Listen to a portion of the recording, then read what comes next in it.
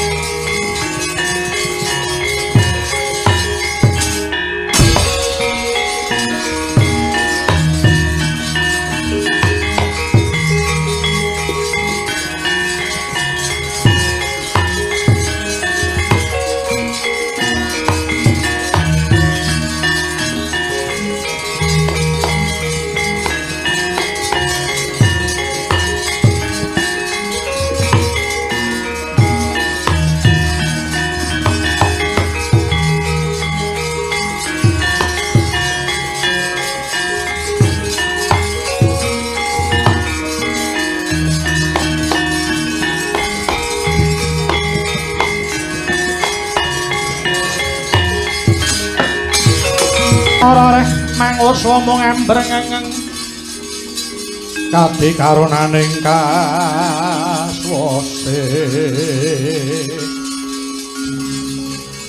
aning marga memalat kong risang gondo wastrat mojo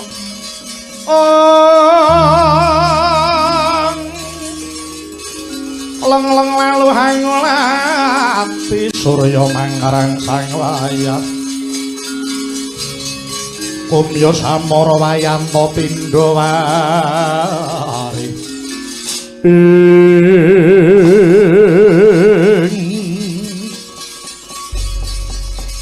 Yai Werkudara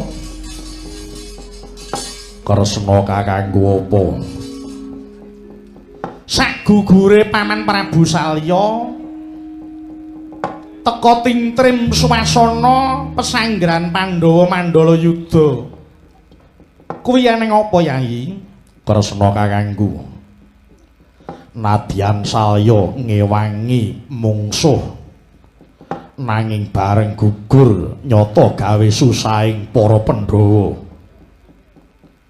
nadyan prajuriting Pandhawa sing menang ora aneh yen serenge para prajurit beda karo adate kabeh maya sabab tanceping rasa tresna tumrap marang Prabu Salya bapakku oh ngono iya aku ki ya gumun ing ngatasé Kurawa ki mung kari loro Yayi Duryudana karo Patih Sengkuni kok ya ora pasrah wae ya Di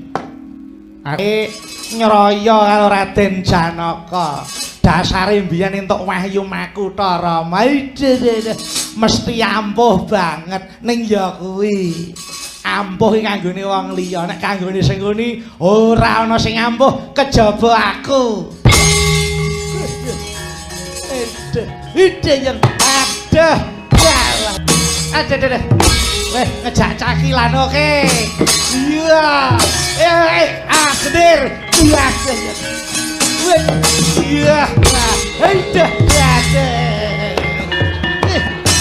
iya iya iya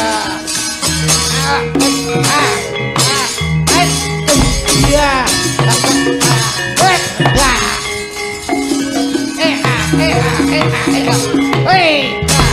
Oh! Good!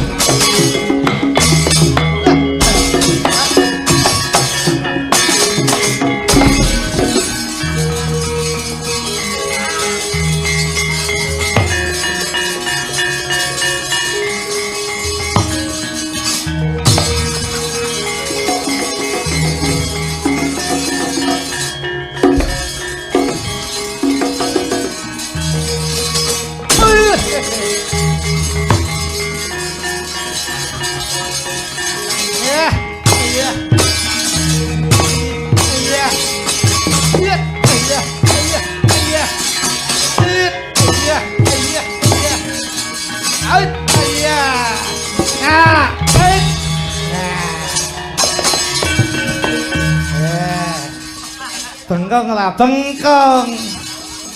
Sengkuni kok dijarak. Ya, kerismu tuh momoning aku tak gurani.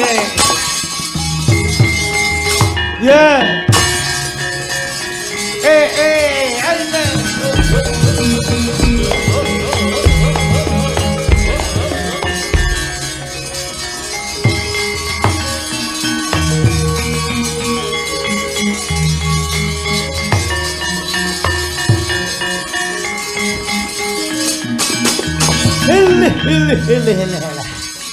Ai. Wong gedhe dhuwur jenenge Werkudara. Bratasena lho. Duwe aji Bandung Bandawasa ngungkal bener blabak pengantol-antol. Yen wis mata aji Bandung Bandawasa aja ta menungsa gunung dijeloki mesti jugruk ning rak kuwi kanggone wong kana-kana kanggone Sengguni ora ana wong ampuh sak donya iki sak liyane Sengguni cangkeme nek muni ora ditata ya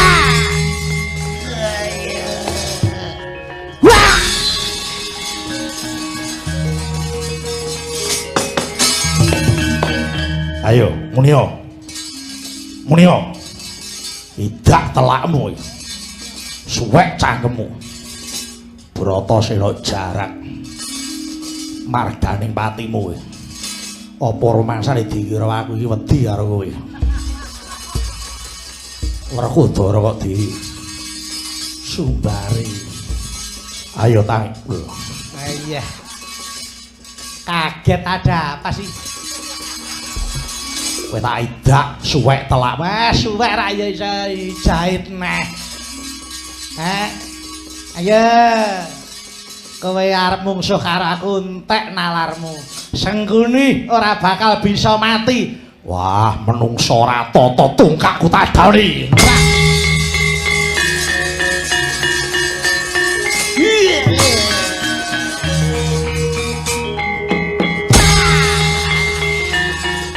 Udar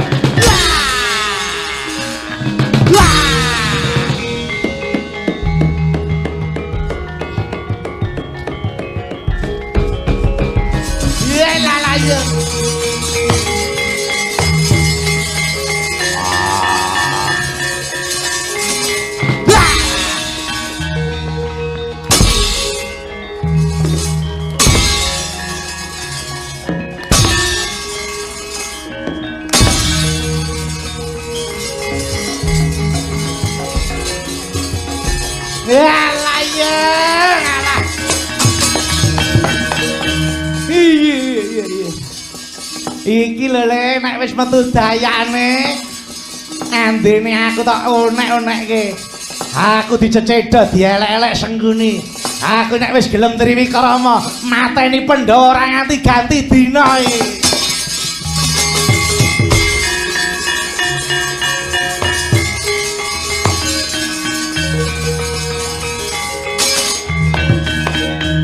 yang satelek iki kok apa Sengguni lho ngapa ora mudar-mudar iki peret lho nyawane iki wah jane gemropok tenan kok apa ya piye dipendhem urip-uripane piye kira ngono ha dipendhem urip-uripan wis men mudar wis arep ampuh kaya men ora iso ambekan kena mudar kuwi yo gawe luwangan iya kan menungso kan ora digaweke luwangan ora anu yo sing jero ayo 3 meter no dipendhem kok ndase ngisor sik.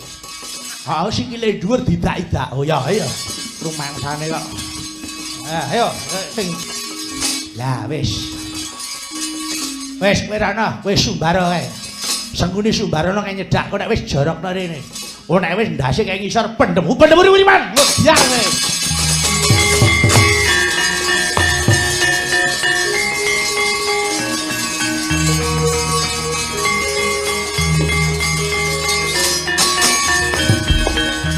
Alah iki meh. Bosmu lho ora nek sing tanding karo aku. Lah kok dapure batur ya. Kemakine ra jamak iki. Cangkemmu iki lho kowe nek ngomong iki dipikir.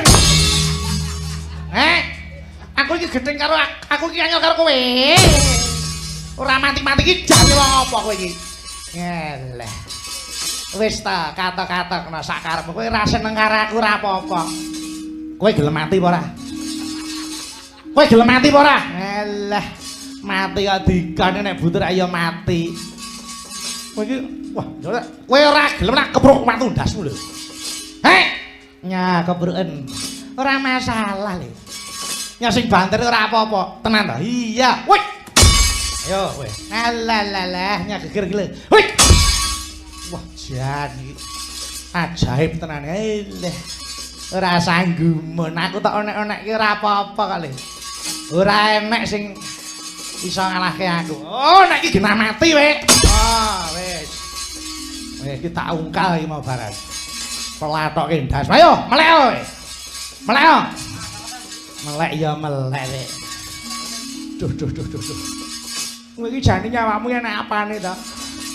Kowe iki nyawa apa batu? Nyawa menungsa kok batu. Lah kok ora mati-mati? Alah wong durung mancine mati. Sengguni kuwi, aku ki gelem mati saka karepku dhewe, ngono. Nek aku arep mati, ya mati, butuh urip, urip. Ora. Kowe iki apane kok koyo sajake ditersani karo Gusti Allah wae. Mati kok sak penake dhewe. Lah nyatane ya ngono kok. Bukti sudah membuktikan dengan secara nyata. Pandhawa ora enek sing iso mateni aku. Kuwi. Ya ampuh ra kaya aku, sekti ra kaya aku. Oh, jan iki menungso kok ora tata iki karepe piye to, Kowe nek tak ora mumet gasmu akar ngerti aku. Padake bal gedhog-gedhoge. Lah kowe ora mati-mati kok. Ya ben kok. Aku iki ya Allah, kula nyuwun urip lho, urip. Lah kula nyuwun mati ya Allah, mati. Kula nyuwun urip meneh, urip meneh lho. Ngono kuwi lho. Nek aku bayi ngono ora apa-apa. Aku gedhe tuwek lho tak apusi ngono iki. Ayo, ayo malah kowe iso ngoyak aku. Tak akoni wong sekti. Ayo, aku tak mlayu oyan. Ayo, mlayu ae.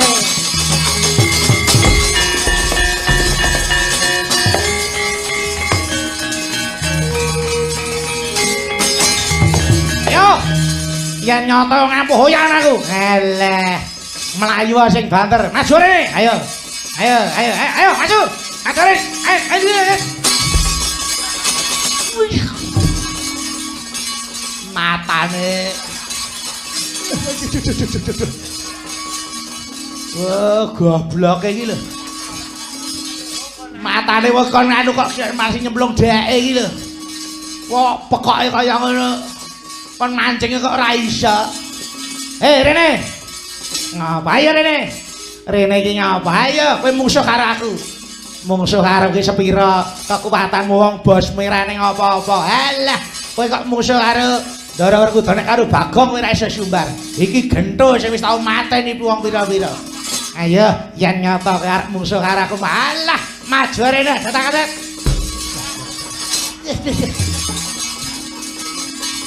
Piye, Kok? Aku yo mlebu terus. Wong bosoke wis dileboni mase kok adine melu mleboni. Bocah ora.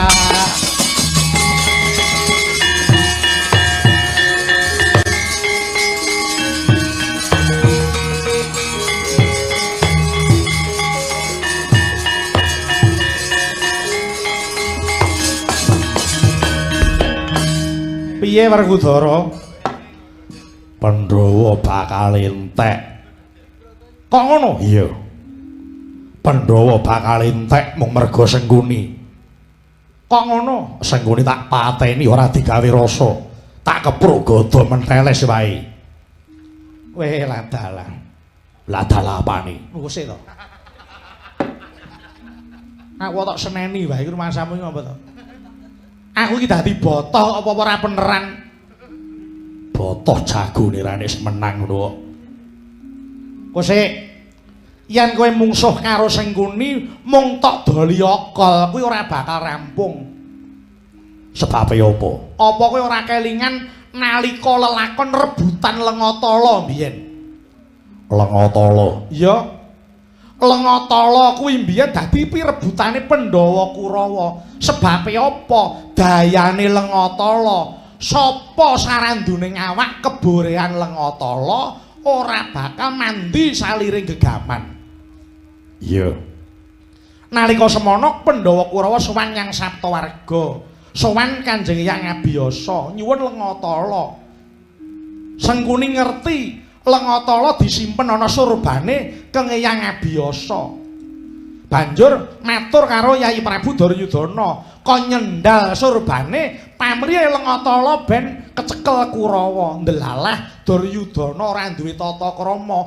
Surbane keng Hyang Abiyasa disendal, Lengatala wutah ana njrambah. Kabeh padha rebutan Lengatala. Kowe kelingan apa ora? Sapa sing gulung Lengatala?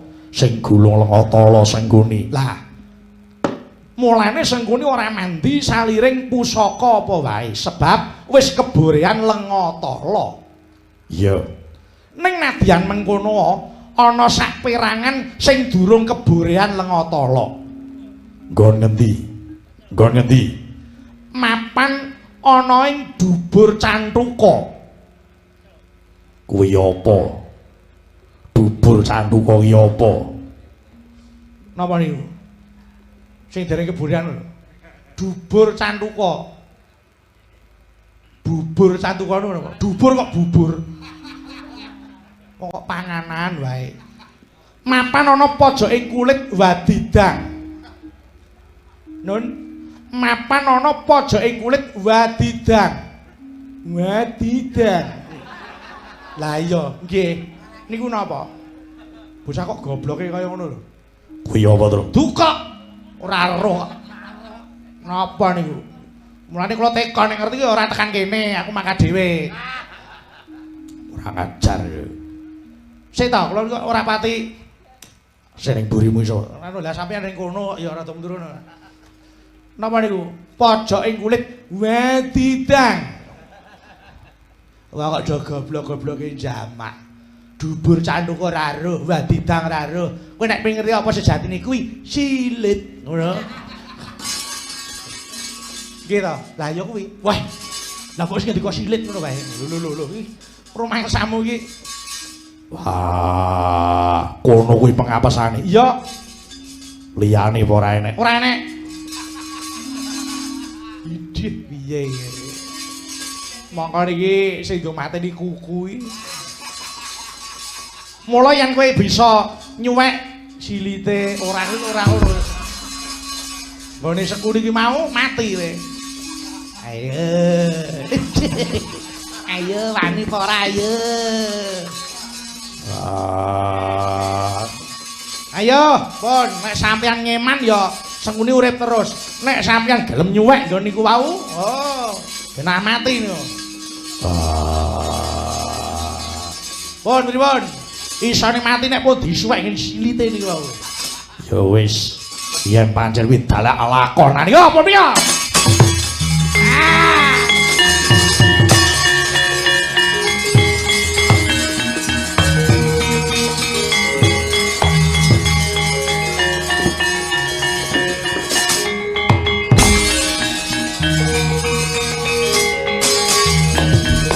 Entek nalarmu wis ta? Kowe Sambata sapa? Sambata Pukulun Bathara Yama Dipati sing entuk jabut nyawa. Jabut nyawaku lunyu cekae. Aku iki menungsa sing ora iso mati. Mokal. Apa wae sing urip ana alam donya mesti bakal tumekane pati yen wis tumeka titi wancine. Alah, kuwi rak kanggone makhluk-makhluk liya. Kanggone sing ngene tidak berlaku. Kowe iso mateni aku tak sembah selawe taun kowe.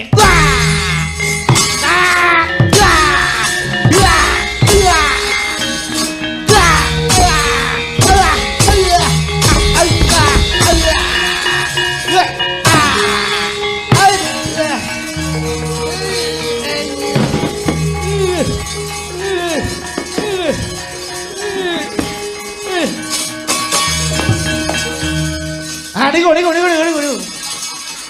Ku jare kok kandel metu iki. Ha niki. Sing ndi? Ha niku lho. Lah niku lho. Sing duluk-duluk niku. Oh, edan.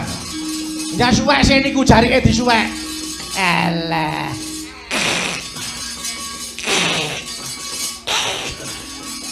Nah niku. Ha niki.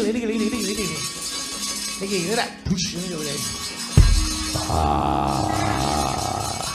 Alah. Piye? Terus karek niku kok tegel apa ora? Hae. Pon lho. Kusik. Tangan kok disurung-surung. Lah kesuwen wis lak mlayu. Alah, arep tak kapake. Lho mlorot dugake sithik. Lah niku pun pas. Pon. Nggih. Dibenang napa pripun? Pripun? Pun cetha? Iya. Pun niku. Blusane. Alah ampun tok gek ndage. Iya. Iya kok kosong menit. Kula selak pengin gara-gara lho. Iya kok senten ana. Sampeyan suwe banget kok ya. Yo margane pati sing dadi jalarane.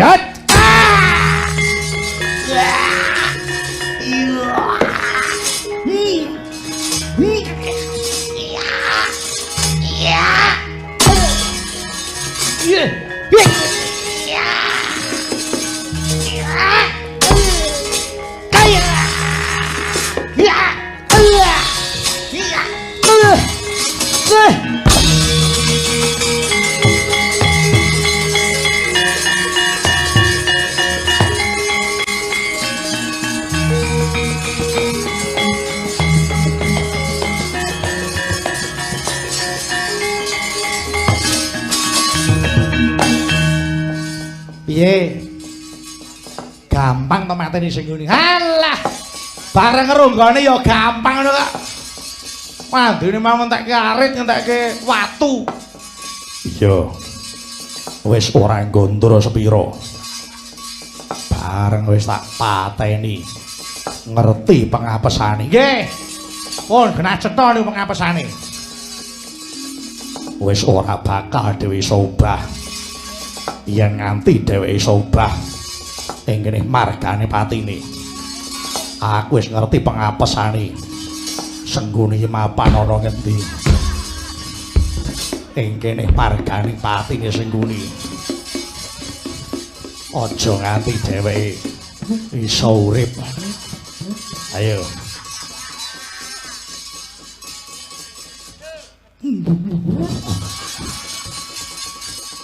Wis ya mung kene iki sing dadi patine Sengguni. Ora bakal dheweke bali urip mergo wis dadi pengapesane.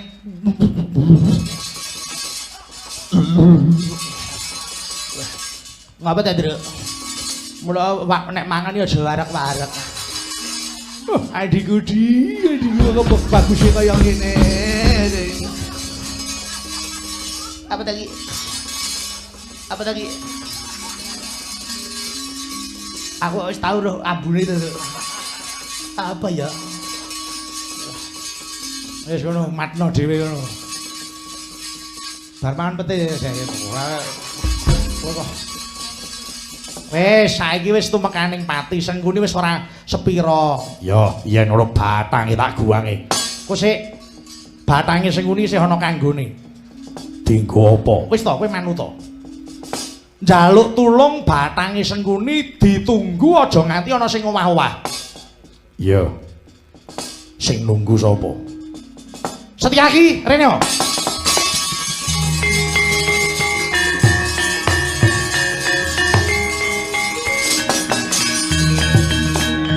Setyaki, kula wonten dawuh. Kowe tak wenehi gawean. Sampeyan iki ora pirsa gawean wis sukae kaya nek tambahi meneh niku Mas. Wis ngendang jaipong karo bedhug bareng kaya ora perkara kuwi. Iki ana gawean sing luwih baku, sing luwih inti.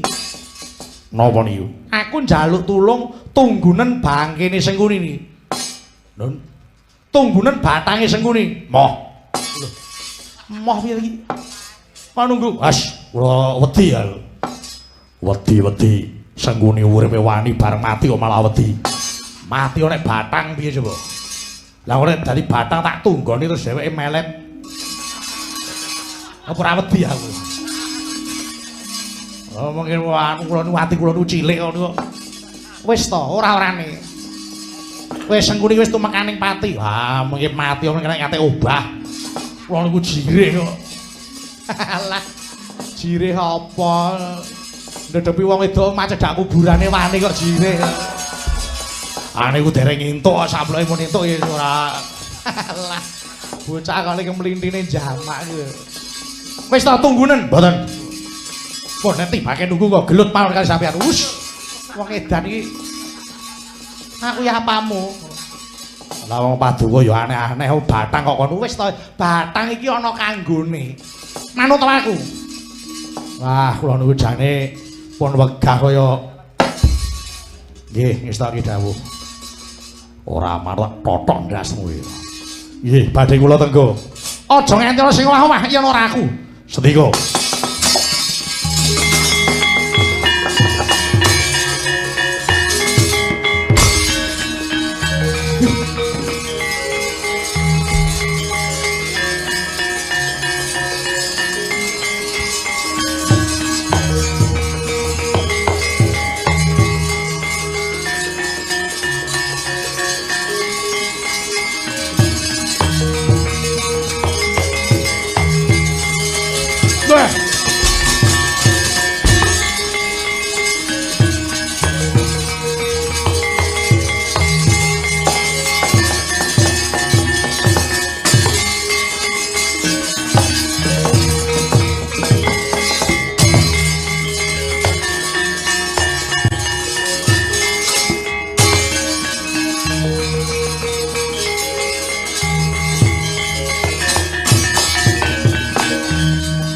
Gajah Kyai Pamuk. Aku titip sanduk. Aku tak lukar sandangan aku arep jegur ana Bengawan Bagiratri.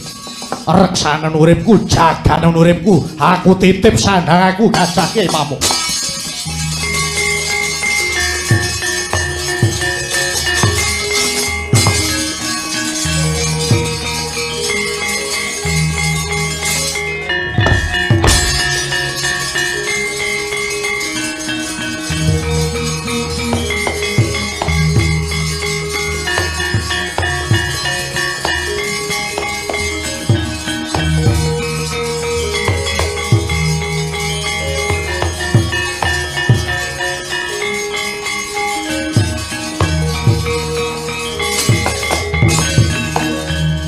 Warkudara, ana apa?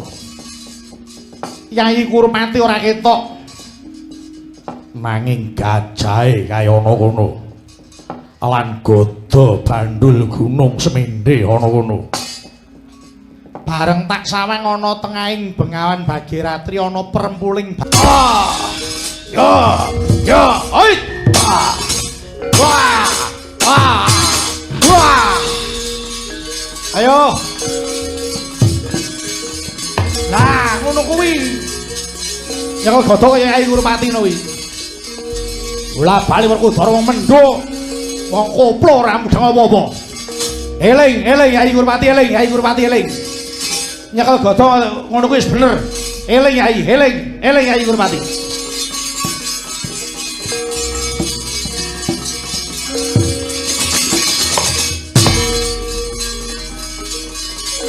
Hai. Oh, biar we.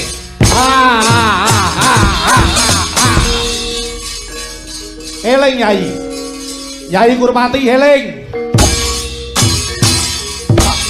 Kyai eling.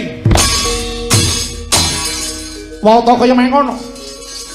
Hadu karusan Prabu Kurmati wis sang Werkudara. Padha urusane, padha jake. Padha putra siswa Mandura. Nanging Prabu Baladewa arsa ngimutaken dhateng Prabu Duryudana kanthi tembung eling. Mulat Risang Kurmati kaya den elingake pengapesane Raden Werkudara mapan ana pilingan kiwa. Dadak sakala pinupuh gada pilinganira Sang Werkudara. Ambruk rubuh Sang Werkudara kaya den ketok karo Sang Kurmati. Pati we. Pati we. Biar. Ayo we. Kebo Werkudara.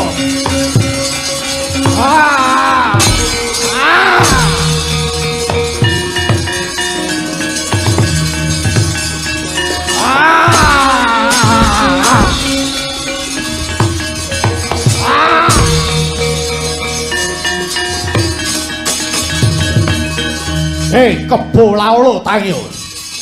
Gedemu gede gombong. Ora nggodro sepiro.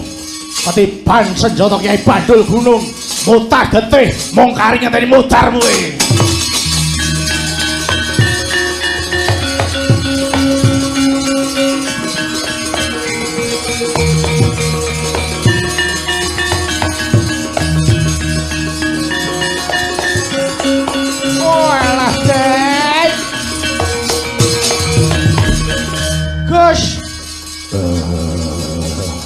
Gus. Sampeyan kuwi ten apa ta ya malah medel-medeni. Ampun ngoten niku. Werkudara, tangi ya Werkudara eling. Den mang mesake ta Den. Mengene Pandhawa kalah niku kula ya katut dadi kere melih. Mang sing sing kuat to, engko aku sekali sedhela rek. Engko sing kuat. Kaya sore arep makan wae lho. Sing kuat ampun kendho ngoten niku. Priye? Werkudara sing kuat rasamu. cara wong adang mung kari sak sumuban. Elinga kewajibanmu kabeh para kawula sedulur-sedulurmu nyampirake jejibahan. Rampunge Bharatayuda mung kowe sing bakal ngrampungi. Yen Siadi mendho, Siadi kendho ora bisa kuat tenagamu. Yen kowe tumekaning pati negara Ngamarta lan kabeh para kawula wis ora ana sing diboti klebu Yayi Puntadewa Janaka kembar. Ora urung bakal nglampus diri. Werkudara, tangi to. Yayi, tangi sing kuat rasamu. Sing kuat rasamu. Sumpahmu apa karo Kresna? Sumpahmu apa? Kowe jare saguh nyawang kahanan praja Ngastina bali kaya jaman Mas nalika semana. Merga kowe mesake marang penandhange para kawula cilik. Kabeh wis padha percaya karo kowe. Kowe wis padha milih marang Werkudara. Yen wis dipercaya wis dipilih, tindakno.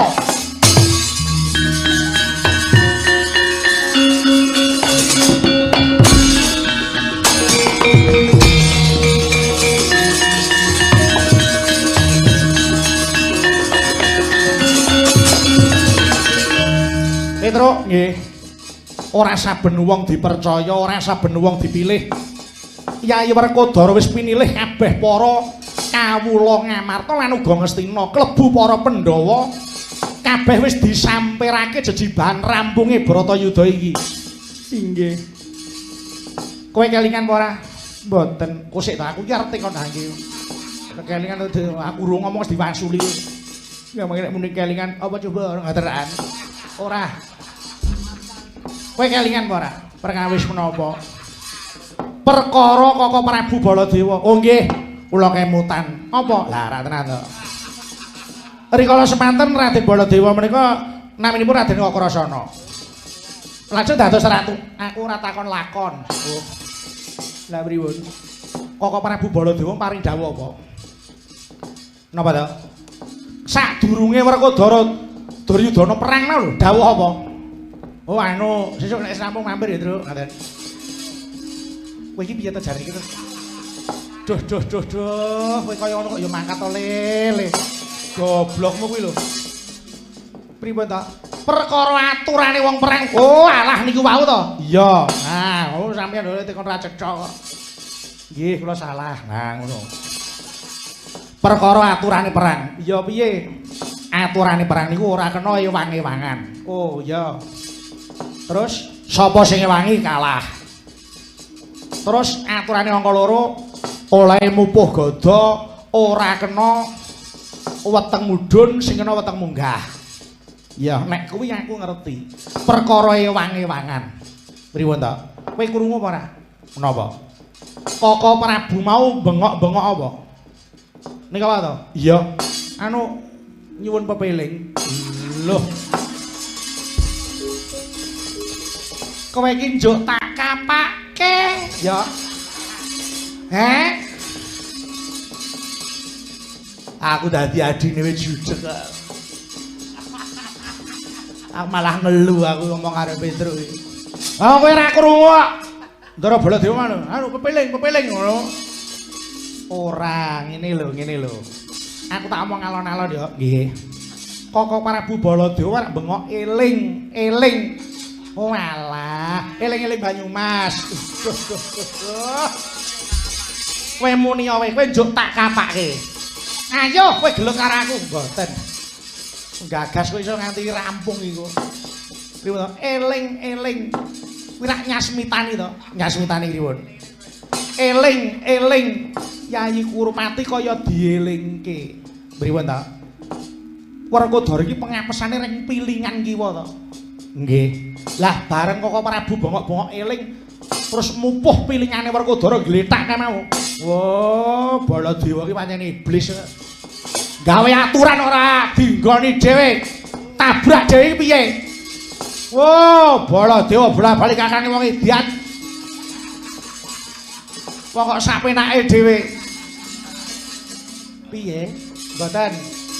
Kula niku lho kakange wong edan. Aku ora melu apa-apa kok. Wah, tungkak raimu kok. Kakang Adi ora gathuk agonge. Ha niku marahi kok. Mboten. Wis saiki ngene, pripun? Gandeng Koko Prabu Baladewa sing miwiti nerak karo tatanan saiki genti tak wales. Oh nggih, pripun kersane? Kowe saiki ayu sing adoh. Temu ndi? Kowe mlayu sing adoh, piye bisane disawang daramu Werkudara? Oh, kula, heeh. Nggih. Terus mengke nek Pandara nyawang mengke seneng kali kula. Lho, ora kuwi tutur masamu kok kaya ayu-ayu ana rupamu jane. Ngene lho, kok nek wis disawang, kowe nyasmitanana. Pripun? Kowe ndemok pupu. Pupune sinten? Ya kaya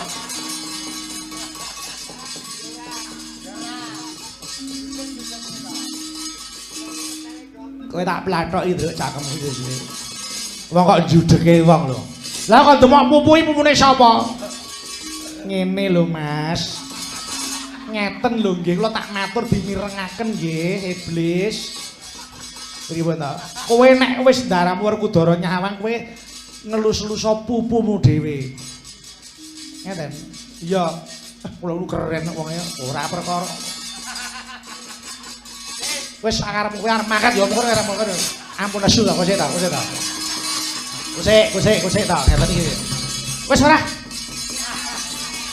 Antara mbok dirimu ora tak nyangane dhewe aku wis mongso anu. Alah. Wis ora tak ganti wong wae ora apa-apa ora. Mengke sik. Nek ganti wong mengke kudu nglatih. Latihan iku suwe. Wis saiki wis sak karepmu, kowe mudeng karepmu ora ya karepmu. Kowe mlayu supaya ndaramu Werkudara ketok yen wis kowe ngelus-eluso pupumu ben ngerti yen pengapesane Yayi Kurupati ki ning pupu ben eling. Oh nggih, setika.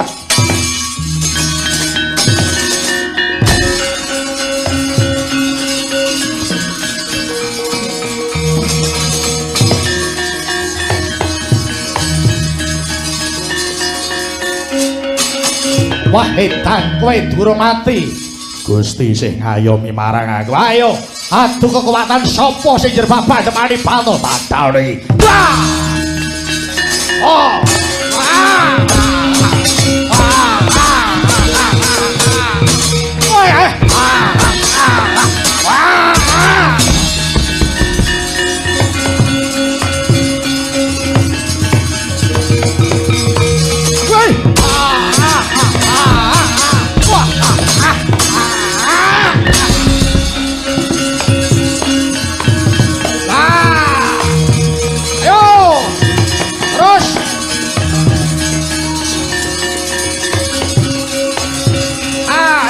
Terus. Ayo terus.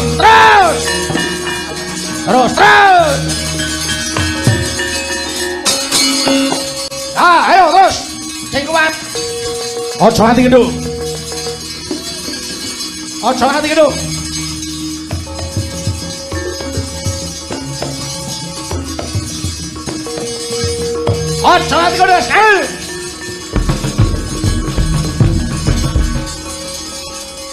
Nonton kok griseni. Golek go dhewe kono. Ora tuku karcis kok. Ayo terus.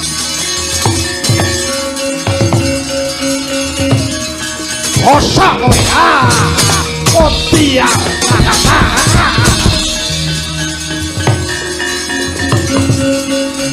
Ayo terus. Sing kuat.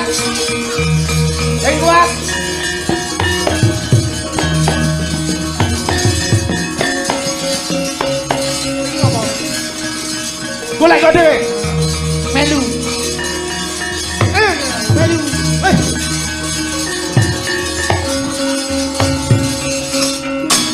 Foto kaya main ngono. Sang Bratasena sinasmitan dening Ki Lurah Petruk ingkang wis tampil pupuh. Mangkono Sang Bratasena sigra mupuh wente sira Prabu Duryudana gumlethak. Ben ketok karo sanesang Werkudara.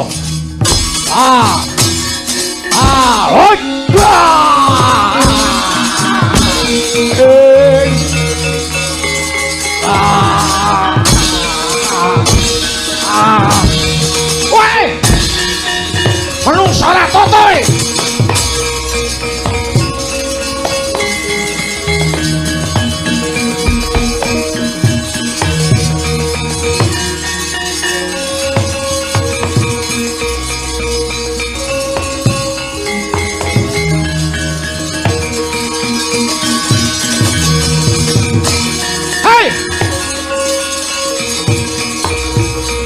rumiyin Koko Prabu.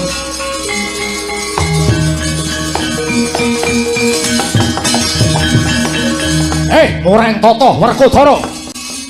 Dheweke nerak marang pernatan. Apa dheweke budhek, apa dheweke picek matane. Baladewa Skanda, aja nganti mupuh pupu ta weteng mudhun. Sing kena dipupuh weteng munggah. Yen pancen Werkodara jarek Baladewa. Ayo maju rene. Aku ora bakal mundur sangga. Apa anggepe dikira aku wedi karo Werkodara? Enggak sampeyan iki mawon. Iki kon ngapake? Elah, dulur-dulur. Bunuh. Piye? Bunuh. Kosek ta. Aku iki dudu wong edan. Dudu wong edan piye? Mosok dulure sarep tegel kok. Nyok gawanen moh.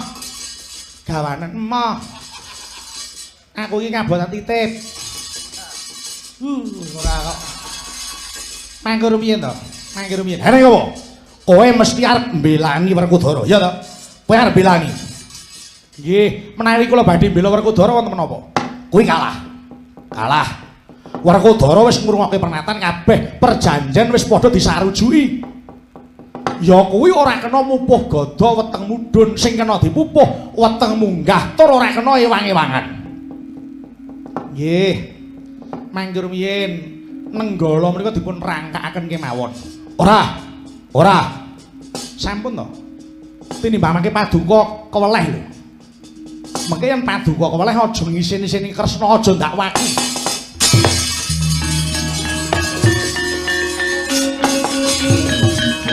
Kowe kok kandha aku keweleh iki keweleh perkara apa? Baladewa iku ora tau nerak apa sing tak kandhake. Inggih, namung paduka ketingalipun supe. Supe piye? Aku sing kelingan, aku ora edan. Kala arep maring dawuh ora kena ewang-ewangan. Ya, ora kena ewang-ewangan. Koko Prabu nyasmitani Yayi Kurupati menapa? Paduka ora maring dawuh eling Yayi. Lho, aku muni eling kuwi jalaran Yayi Kurupati karep ben kelingan nalika aku ngladi olah gada. Ngono, ora ana bab liyane. Alah, napa iya? Mbok aja ngapusi. Kula ki dadi adine Prabu Baladewa ki 10-an taun. Loh, aku ki ora ngapusi. Pun ta, Kang Rai menika Titis Wisnu lho.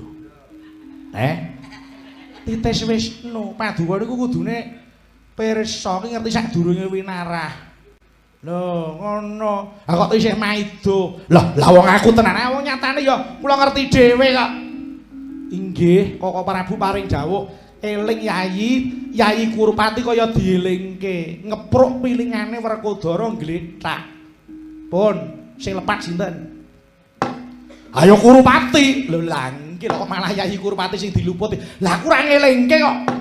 Sampun, Paduka arep selak monggo. Paduka kenging selak wonten ngajeng kula. Namung Gusti sing nyipta urip ingkang saged maos batin Paduka. Nek wis ngeten iki sarep piye coba? Mila kula lajeng nyuwun tulung kaliyan Petruk. Loh, lah Petruk nampel-nampel pupu. Inggih, nah kula nek sing perintah kok. Kula nek sing perintah ora karep kula dhewe.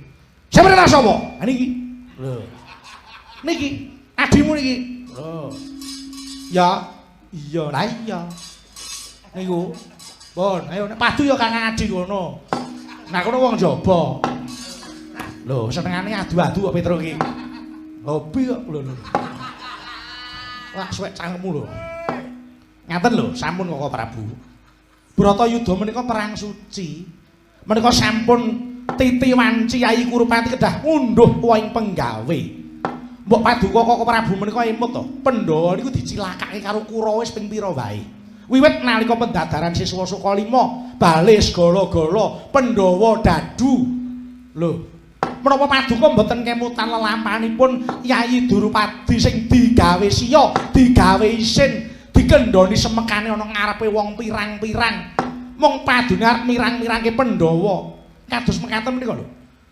Ing atase ana wong ngudi bab bebener, Paduka kok sajak ora lila. Engko yen nganti ana siku dendane pangeran, Paduka Koko Prabu yen nganti nyangga dosane Kurawa, aku ora tanggung jawab.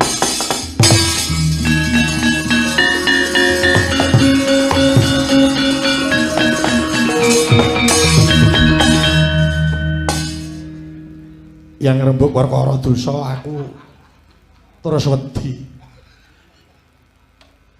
Aku diapura ya. Karo iki apa? Ngene wong telu omongane grenengan iki lho. Lah kok aku takoni omong apa? Gak eruh. Ora kok mangkat ngono piye coba? Apa ra kisinan coba? Iki urusane Kakang Adi. Aku rak mantu. Mantune sapa? Iki kok. Piye to kuwi? Entuk ponakmu. Oh iya ya. Ah iya. Ya keluarga. Kok ya rasane tengah to. Rumangsamu ya nyelo-nyelo wae. Aku njuk ngapura ya, Dik. Aja dikek ngapa? Aja di ngapura. Aku njuk ngapura jalaran wis lali ya, Dik. Inggih, Paduka kudu ngakoni. Ya. Aku ora niat ana ngewangi Yayi Duryudana. Babar pisan aku ora duwe niat. Ning sing jenenge wong iki kesandangan apes murka lali. Aku ki dudu malaikat wae. Lho.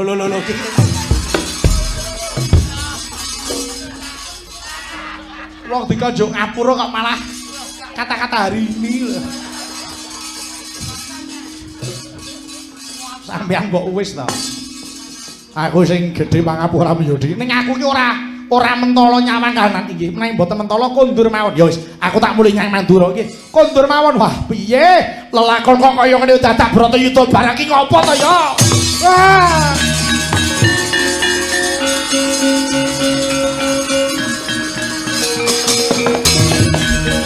Apa? Aku tak dhisik. Wong edan wis ngene kok.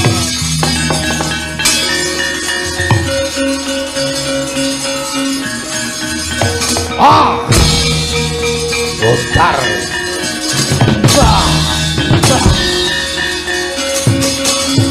Bempolo gantang Sang Kurmati kang wis datan hanggane kekiyatan. Kaya banteng ketaton tandhangi Sang Werkudara. Ing mangke kahanane Prabu Duryudana saya gedhe, saya abuh. Ical wujuding Prabu Duryudana. Saerep kelawan kaya wujuding raseksa.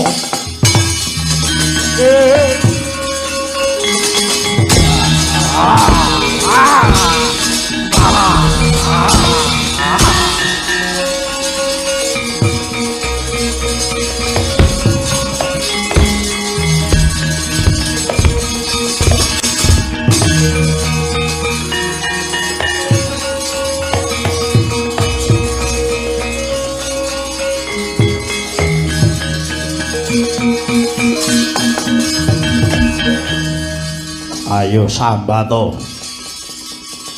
Lakon suwek cangkemmu.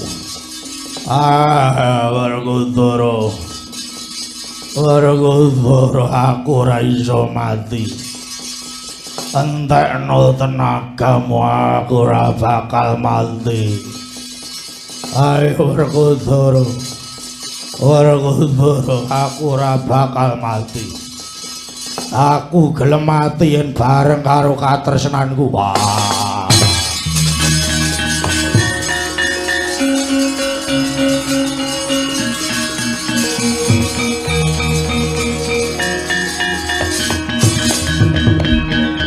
Arep nyang endi? Goleki Banowati. Nggo apa? Nggo nyengkake patine Duryudana. Lah kok Banowati? Apa ora krungu sambate? Aku gelem mati yen bareng karo katresnanku. Kuwi dudu Banowati.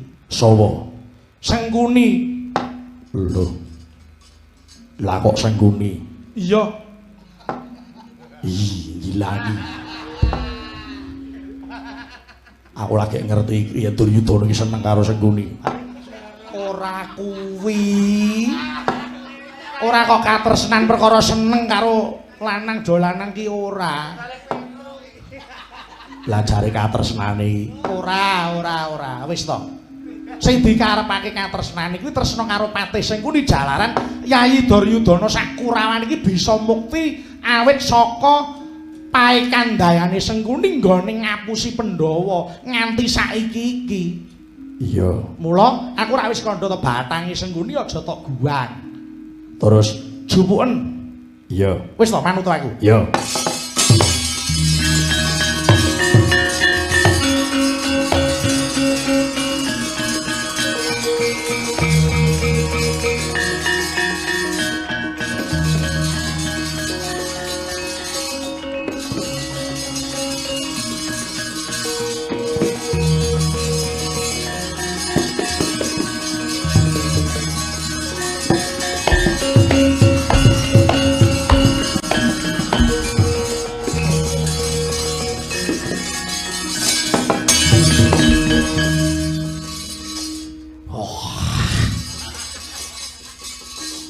Nganti kapan titipan kaya ngene kok dijual. Weh, guang wae. Wis guang takoni gondol kewan wis rampung. Lho. Kang Mas, iya. Badhe menapa? Arep njikuk batange Sengguni. Ora sah, ora iso. Piye to jane? Sampeyan arep nyepeneki tanggung jawabku. Koko Prabu Kresna kala wau wis paring dawuh, Setyaki tunggunen batange Sengguni. Aja wanti-wanti tok wenehke sapa-sapa yen ora aku dhewe. Ngaten. Aku tekan kene ana sing kongkon. Sinten sing utusan? Criteng kakangku. Alah, napa buktine? Wah, ora ana sampeyan gawe-gawe. Sampeyan arep ngesuk gaweanku. Iya, arep ngesuk gaweanku. Geng kula diseneni terus ditokke ngoten iki. Ora. Mboten iso. Tidak bisa. Sampeyan wani njikuk niki kula sing dadi. Ora. Aku sing dadi tanggung jawabe. Aku tanggung jawab. Tanggung jawab piye? Wong kosek ta. Sampeyan niku kok iso nesu-nesu piye to? Kula seksine. Seksi apa?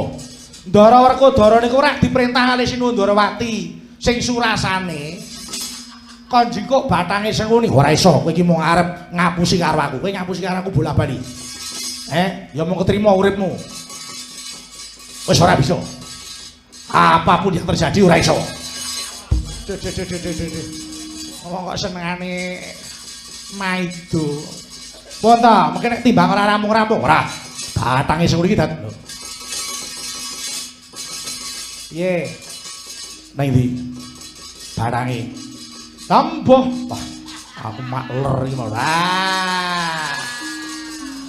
Bukan salah siapa-siapa. Wis betah meleh. Wong senengane kok piye nganti judeg aku iki. Batang kok perkara dadi masalah lagi. Aku ora iso mati. Aku ora iso mati. Aku ora iso mati. Ora? Apa? Oh, cedhakno kuwi. Cedhakno tutuke Yai Kurmati kuwi. Sengguni ya cedhakno. Ya. Oh. Aku ora iso mati. Aku ora iso mati.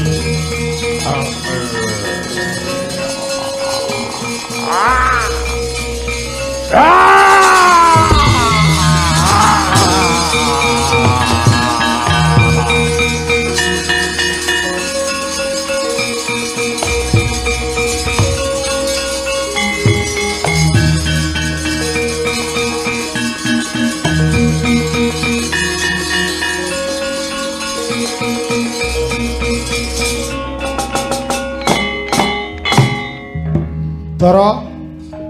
Iya. Aku ora maido.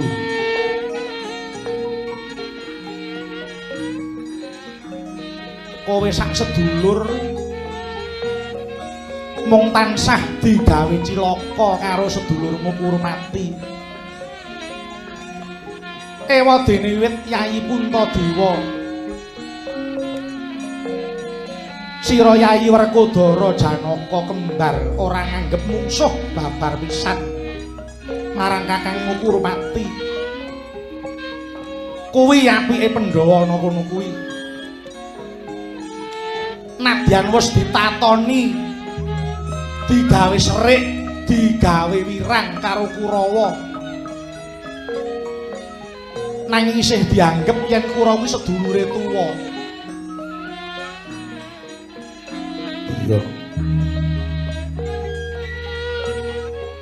Aku ora ngajab Bratayuda.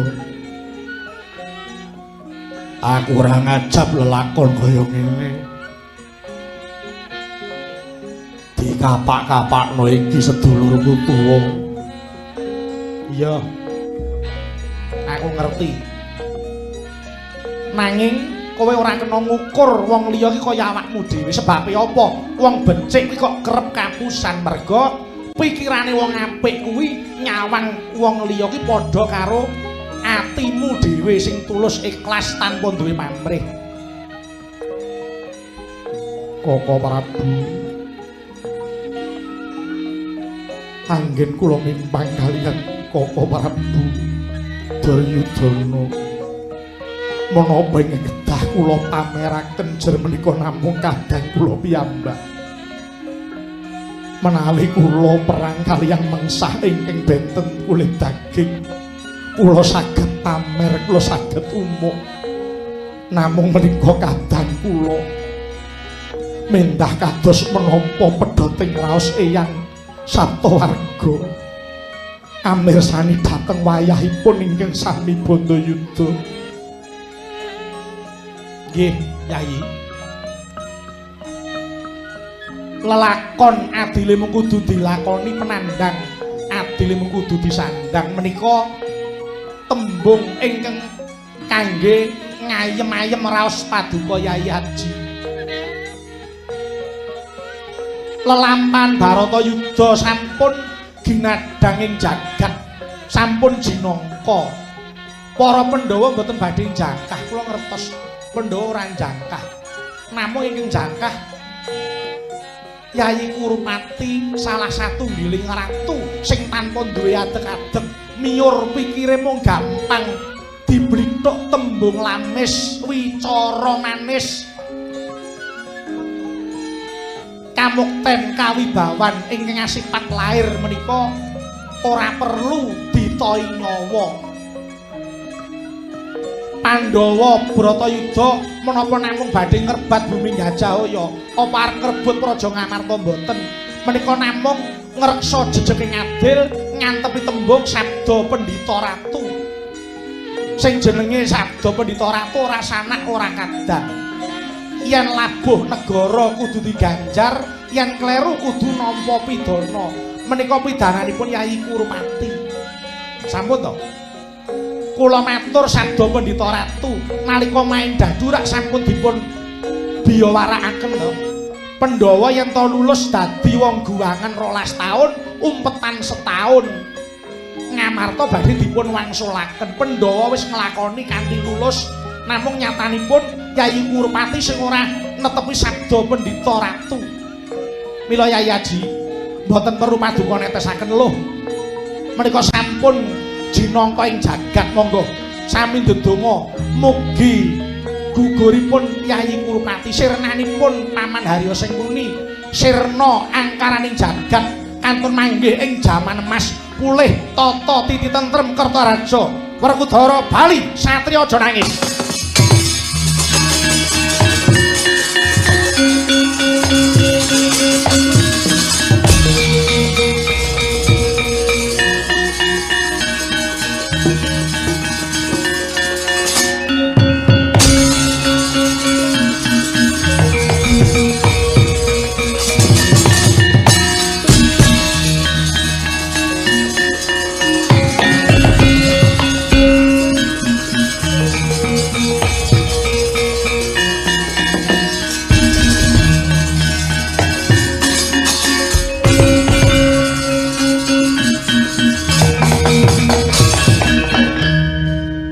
Ndara Werkudara, Kakang Semarupa.